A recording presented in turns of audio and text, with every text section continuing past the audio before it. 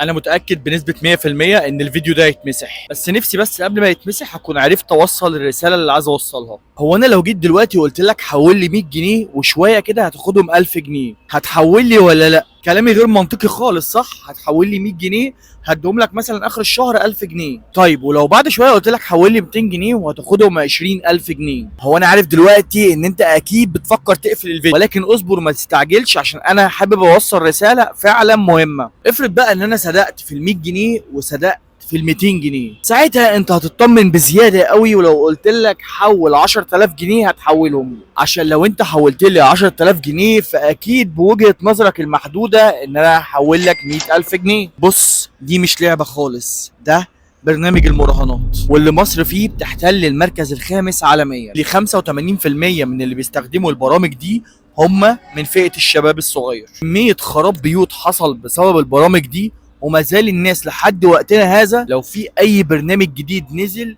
بيجروا عليه بدون ادنى تفكير. ايه المضاعفات اللي ممكن تجرالي من حاجه زي كده؟ وكم الجرائم اللي حصل بسبب البرامج دي، واللي بجد مش طبيعي بالمره، ولكن الناس لحد دلوقتي برضو مش بتفكر. من فضلكم جه الوقت ان انتوا تخفوا من الادمان ده، خدوا خطوه بجد وبطلوا الموضوع ده عشان دينكم وبيتكم وحياتكم ومستقبلكم.